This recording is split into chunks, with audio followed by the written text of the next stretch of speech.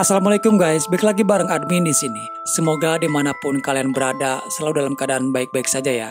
Seperti biasa di sini Min kembali akan menceritakan alur cerita film horor yang berjudul The Messenger, rilisan tahun 2006. Masih dengan tema yang sama, tentang rumah idaman keluarga bahagia. Setiap orang pasti akan menginginkan sebuah rumah untuk nantinya ditempati bersama orang-orang tercinta, rumah besar ataupun kecil. Mempunyai sebuah rumah adalah impian utama dalam hidup. Tapi, bagaimana jika rumah impian yang kita inginkan adalah sebuah rumah yang dihuni oleh para arwah gentayangan? Seperti cerita keluarga yang satu ini guys, mereka mendapatkan sebuah rumah yang jauh dari tempat keramaian bermaksud ingin mendapatkan ketenangan. Namun justru di rumah itulah mereka malah mendapatkan bencana yang tak pernah mereka duga sebelumnya. Di awal cerita kita langsung disajikan dengan kengerian yang menimpa kepada keluarga Lorin. Mary bersama anak lelakinya Michael sangat tergesa-gesa untuk bisa keluar dari rumah itu. Tak lama terlihat pintu itu seperti ada yang mencoba untuk membukanya. Sesuatu yang tak terlihat menyerang kepada Mary dan melemparkan tubuh Mary hingga kepalanya terbentur ke tembok. Michael lalu berlari mencoba untuk kabur. Di sana dia bertemu dengan kakak perempuannya. Dan kini mereka berdua diburu oleh sesosok iblis yang menyerang kepada mereka. Naas satu persatu mereka pun tewas. Melihat kakaknya yang ditarik memasuki ke ruangan bawah tanah, Michael berusaha untuk menyelamatkan diri dengan bersembunyi di dalam lemari dapur. Pada saat itu tidak ada yang bisa Michael lakukan selain berharap semoga si iblis tidak menemukan keberadaannya. Namun takdir berkata lain. Dalam tragedi di rumah itu, mereka pun semuanya tewas. 6 tahun kemudian, cerita beralih kepada keluarga Solomon. Pada hari itu keluarga Solomon sedang dalam perjalanan menuju ke rumah yang baru mereka beli. Roy Solomon menikahi seorang wanita bernama Dennis dan mempunyai 2 anak yaitu Jessica dan Benny. Roy sengaja memilih membeli rumah yang jauh dari hiruk-pikuk kehidupan di kota. Mereka ingin hidup tenang dan mencari suasana baru dengan hidup dan tinggal di sebuah pedesaan terpencil. Lalu sampailah mereka ke tempat tujuan. Rumah itu tak lain dan tak bukan adalah rumah bekas kediaman keluarga Lorin. Rumah yang berada di tengah-tengah luasnya perkebunan bunga matahari. Sebuah rumah yang memang sudah tak ditempati dan terbengkalai. Walaupun terlihat dari luar seperti rumah kosong, namun di dalam rumah semuanya tertata rapi dan juga cukup bersih. Selain pindah rumah, mereka juga akan memulai dengan kehidupan baru mereka. Dengan lahan yang luas, Roy berencana akan menjadikan lahan itu sebuah perkebunan bunga matahari. Sementara Jessica yang melihat ke area dalam rumah, sepertinya Jessica sendiri merasa cukup nyaman untuk tinggal di sini. Untuk beberapa hari ke depan, mereka akan sibuk untuk membersihkan beberapa bagian dari rumah itu. Tak diduga Roy kedatangan seorang tamu. Pria itu bernama Coldy Price. Cukup membuat Roy terkejut karena kedatangannya bermaksud untuk membeli rumah dan semua lahan miliknya Roy. Tak hanya itu, dia juga akan membeli lebih mahal dari harga yang Roy beli sebelumnya. Sempat membuat Roy terheran karena ada seseorang yang menginginkan tanah dan rumah mereka. Bukan Roy tidak tergiur dengan tawaran tersebut, namun dia membeli rumah di sini dengan satu alasan, karena menginginkan ketenangan. Apalagi sekarang dia baru saja pindah menempati rumahnya. Pria itu tidak memaksa, namun jika Roy berubah pikiran, Roy masih bisa menghubungi dirinya. Beberapa keanehan mulai terlihat dan itu terjadi kepada Benny. Benny selalu melihat adanya sesosok penampakan di rumah itu. Bahkan Roy sempat melihat Benny pada saat malam hari sedang bermain di kamarnya. Roy merasa terheran bagaimana mungkin Benny bisa keluar dari tempat tidurnya, sedangkan tempat tidur itu tinggi dan berada di atas. Benny selalu melihat ke arah atas, seperti ada sesuatu yang ada di atas sana. Percaya atau tidak, tapi pada kenyataannya guys, anak kecil terkadang bisa melihat sesuatu yang orang dewasa tidak bisa melihatnya.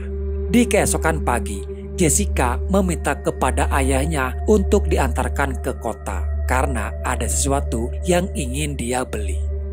Sebelumnya Roy juga mengajak Jessica ke sebuah toko penjual bibit bunga matahari. Sambil menunggu ayahnya berbelanja, Jessica meminta izin untuk jalan-jalan dan berkeliling di sana. Sementara di rumah, gangguan itu kembali menghampiri Benny. Terlihat sesosok anak kecil berjalan di atap rumah. Dasar memang anak kecil yang tidak tahu kalau itu adalah setan, dia malah mengikuti arwah gentayangan itu pergi. Dennis yang sedang mencuci piring tak sadar kalau teror sedang mengintai mereka. Sesosok anak kecil itu mengarahkan Benny ke sebuah pintu menuju ke ruangan bawah tanah. Tapi untung saja Dennis menghampiri lalu membawa pergi Benny dari sana. Secara kebetulan Jessica bertemu dengan seseorang. Seperti pada umumnya ketika dua anak remaja dipertemukan, mereka pun saling berkenalan. Dia bernama Bobby. Bobby adalah warga asli yang tinggal di daerah ini. Sedikit berbincang-bincang, lalu tak lama kemudian Roy datang untuk menjemput Jessica. Setibanya Roy di rumah, ternyata Coldy datang kembali, menanyakan soal tawaran untuk membeli rumahnya Roy. Namun Roy tetap menolak, tidak tertarik dan tidak berniat untuk menjualnya. Timbul rasa penasaran kenapa Coldy begitu ingin sekali membeli rumah tersebut. Kejanggalan terjadi kembali ketika tiba-tiba muncul gagak hitam memakan benih biji matahari yang baru saja Roy beli. Di dalam rumah, Jessica membantu ibunya untuk membereskan barang-barang. Beberapa barang yang tidak terpakai, Jessica simpan di sebuah ruangan bawah tanah. Di celah-celah lantai yang dialasi kayu, Jessica menemukan sebuah kalung. Belum sempat dia membuka kalung itu, Jessica mendengar adanya suara gaduh di arah pojokan ruangan. Dan saat dia mencoba untuk melihatnya, Jessica menemukan bangkai dari burung gagak hitam. Dia terkejut ketika burung gagak yang dia kira sudah mati, tapi ternyata burung itu hidup kembali. Begitu juga dengan Roy yang tiba-tiba gagak hitam itu kembali menyerang dirinya. Untung saja serangan dari burung gagak hitam terhenti ketika terdengar adanya suara tembakan. Suara tembakan itu berasal dari seorang yang datang. Dia bernama John. John adalah warga sekitar yang kebetulan dia melewati perkebunan Roy. Mereka pun saling berkenalan. Pembicaraan di antara mereka terjadi. Tujuan John sebenarnya ingin pergi ke kota untuk mencari pekerjaan di sana. Mendengar hal itu, Roy lalu menawarkan kepada John untuk bekerja membantu dia mengurusi perkebunan bunga mataharinya. Roy juga menawarkan gaji yang cukup besar untuk John. Tak berpikir panjang lagi, John langsung menerima tawaran tersebut. Roy lalu memperkenalkan John kepada keluarganya. Hari demi hari berlalu dan beberapa minggu pun sudah mereka lewati. Pada suatu hari ketika kedua orang tuanya sedang pergi ke kota, di rumah Jessica hanya berdua bersama dengan Benny dan ditemani John yang berada di ladang. Namun ada yang aneh ketika Jessica melihat banyak burung gagak yang hinggap di atap rumahnya. Menurut dari beberapa kepercayaan, keberadaan burung gagak adalah suatu pertanda buruk akan terjadi. Gangguan itu mulai meneror kepada Jessica. Jessica mendengar seperti ada langkah kaki di lantai atas. Awalnya Jessica mengira itu John. Jessica dikejutkan tangan itu tiba-tiba runtuh sendiri. Lalu perabotan rumah semuanya berterbangan. Meja, kursi, rak buku semuanya terlempar dengan sendirinya. Jessica sempat menghubungi bantuan 911 untuk meminta bantuan. Sementara Benny malah pergi untuk mengambil mainannya itu. Jessica sudah kehilangan Benny dan terlihat hanya mainannya saja yang berada di dekat pintu menuju ke ruangan bawah tanah. Tapi ternyata terlihat Benny masih berada di luar dan tiba-tiba ada beberapa tangan yang mencoba untuk menarik tubuh Jessica. Sekuat tenaga Jessica berusaha untuk menahannya. Dia berusaha terlepas lalu segera membawa Benny pergi. Tapi untung saja John datang dan menolong Jessica di sana. Setelah Jessica berhasil keluar, tanpa dia duga ternyata apa yang tadi dia alami hanyalah sebuah halusinasi. Pada kenyataannya di rumah itu tidak ada apa-apa guys. Perabotan yang tadi berantakan pun semuanya masih dalam keadaan rapi, tidak seperti yang tadi Jessica lihat.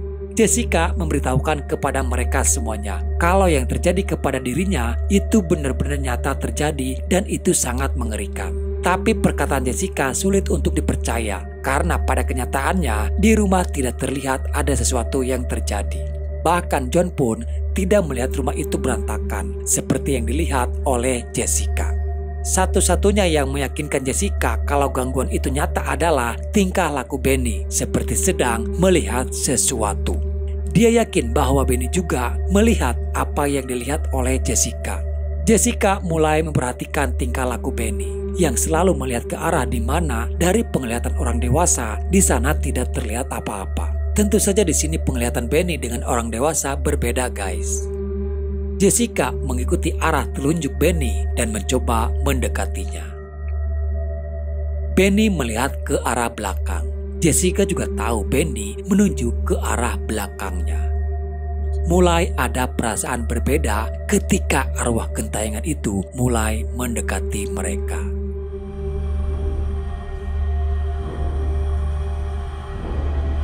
Seketika Jessica langsung berbalik badan, berharap dia pun bisa melihat apa yang dilihat oleh Benny. Tapi di sana tidak ada apa-apa. Ketika kedua orang tuanya tidak ada yang percaya kepada Jessica, di sini Jessica sendiri yang akan mencari tahu apa yang sebenarnya terjadi di rumah ini. Dia mencoba untuk menemui Bobby dan menanyakan tentang rumah ini terdahulu. Bobby sendiri tidak tahu banyak soal rumah tersebut. Yang dia tahu dulu rumah itu pernah dihuni oleh keluarga Lorin. Namun mereka sudah pergi dari sana semenjak 6 tahun yang lalu. Bobby pernah mendengar juga kalau ada ruangan bawah tanah di rumah itu. Dan orang-orang tidak ada yang berani untuk memasuki ke ruangan bawah tanah tersebut. Jessica pun menjadi penasaran dan mencoba memasuki ruangan bawah tanah itu. Di sana dia menemukan sebuah gambar lukisan keluarga. Jessica pikir mungkin mereka adalah keluarga Lorin yang dulu pernah menempati rumah ini. Lalu terlihat di lantai itu berubah menjadi seperti gumpalan tanah yang mendekati Jessica. Sesosok makhluk keluar dari dalam lumpur tanah dan menarik Jessica. Sempat kita diperlihatkan apa yang terjadi kepada Jessica, itu adalah gambaran yang dulu terjadi juga kepada keluarga Lorin. Namun lagi-lagi semuanya itu hanyalah halusinasi Jessica saja. Jessica tidak tahu apa yang terjadi kepada dirinya. Dia benar-benar ketakutan untuk tinggal di rumah ini. Tak berhenti sampai di situ saja, Jessica kembali melihat keanehan lainnya. Ada sesuatu yang menarik dirinya untuk memasuki ke sebuah gudang.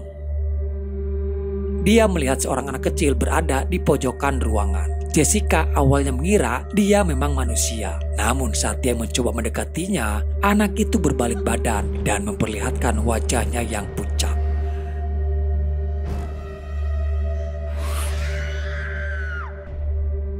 Dari beberapa kejadian yang terjadi, Jessica sangat memohon kepada ayahnya untuk pergi dari rumah itu. Sebisa mungkin Jessica mencoba menjelaskan, tapi karena tidak ada bukti nyata, kedua orang tuanya tidak percaya. Apalagi kondisi saat ini tidak mungkin jika mereka harus berpindah rumah lagi, dan pertengkaran hebat pun terjadi. Kebuntuan terkait apa yang terjadi di rumah ini perlahan mulai terungkap. Jessica melihat kalung yang ia temukan di ruangan bawah tanah. Tiba-tiba kalung itu sudah terbuka dan terlihat ada foto seorang wanita. Di saat itu juga Jessica kabur dari rumah untuk menuju ke kota. Dari bawah Roy mendengar suara gaduh di kamarnya Jessica. Dan saat Roy melihat Jessica sudah pergi melalui jendela kamarnya, Roy lalu bergegas untuk mengejar Jessica. Di perjalanan untung saja Jessica bertemu dengan Bobby. Jessica menceritakan semua apa yang terjadi di rumah itu. Dia yakin ada arwah gentayangan yang tinggal di sana. Dengan foto wanita yang Jessica lihat di kalung itu, Jessica berpikir kalau keluarga Lorin sebenarnya bukan meninggalkan rumah tersebut, melainkan mereka semuanya tewas di sana. Arwah-arwah yang muncul dan menampakkan diri adalah arwah keluarga Lorin. Awalnya Bobby sendiri kurang begitu percaya, tapi dia akan mencoba untuk membantunya. Di rumah keanehan terjadi kembali. Benny yang mulai bertingkah aneh dengan menunjuk sesuatu yang tidak terlihat oleh ibunya. Sementara di luar, John yang berada di ladang. Dia melihat segerombolan gagak hitam datang dan mengitari rumah kediaman Roy. Lalu tak lama, gagak itu menghampiri dan menyerang kepada John.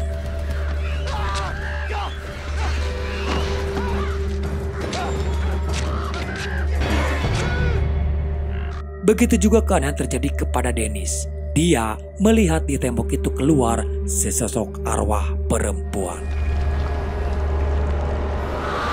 John masih selamat dari serangan gerombolan gagak hitam. Namun setelah itu, dia seperti terpengaruhi dan teringat kepada kejadian di masa lalunya. Jessica yang menuju ke kota. Foto yang ada di kalung itu pernah dia lihat di sebuah toko penjual benih biji matahari yang tempo hari dia datang bersama dengan ayahnya.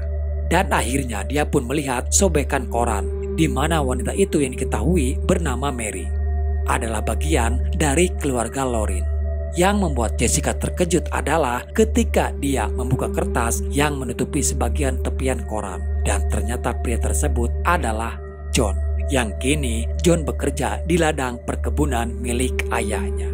Di rumah Dennis bergegas untuk pergi dari sana. Sementara John mulai terpengaruhi oleh bisikan dari si iblis. Dalam penglihatan John, Dennis adalah Mary, istrinya dia terdahulu. Kejadiannya sama persis dengan yang dulu pernah terjadi saat Mary akan pergi dari rumah. Tak pernah Dennis duga John yang dipengaruhi iblis kini malah menyerang dirinya. Dennis berusaha melawan dan bersembunyi di ruangan bawah tanah. Tak lama kemudian, Jessica bersama Bobby datang. Mereka berdua mencari keberadaan ibunya. Namun tiba-tiba John menyerang kepada mereka.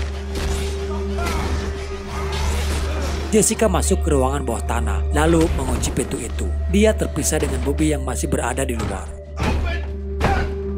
Beruntung Jessica memasuki ruangan bawah tanah, karena di sana ibunya bersama Benny juga bersembunyi di ruangan bawah tanah. Jessica berusaha mengunci kuat semua pintu dan jendela. Tapi percuma saja, John berhasil menjebol pintunya.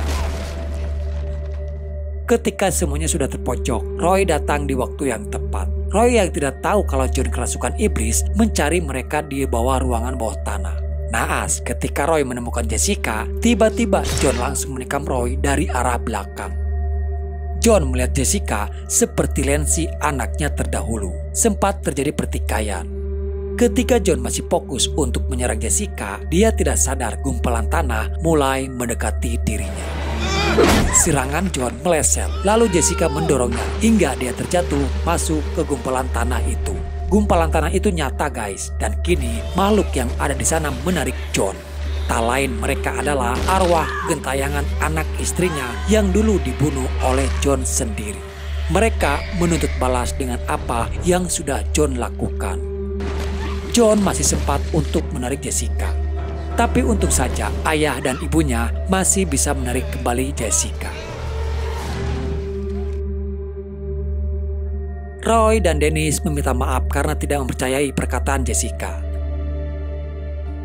Beberapa waktu setelah kejadian itu, mereka memutuskan untuk tetap tinggal di sana. Mereka akhirnya benar-benar bisa hidup tenang setelah melalui tragedi itu. Kejadian yang menimpa kepada Jessica sebenarnya adalah sebuah pesan dari arwah Mary dan kedua anaknya untuk membalaskan dendam kepada John suaminya. Tapi tidak diketahui pasti guys latar belakang kenapa John menjadi brutal dan tega mewafatkan semua keluarganya. Jawabannya ada pada Goldie Price, pria tua yang sempat ingin membeli rumah itu. Dan di sini akhirnya film pun selesai. Sang sutradara sepertinya memang sengaja menyembunyikan tragedi apa yang sebenarnya terjadi di rumah ini. Karena walau bagaimanapun ada campur tangan iblis yang mempengaruhi John hingga dia menjadi brutal. Oke guys, mungkin sampai di sini dulu ya ceritanya. Semoga apa yang ingin ceritakan bisa sedikit menghibur dan menemani luang waktu kalian. Sampai jumpa di video selanjutnya. Salam dari admin dan bye-bye.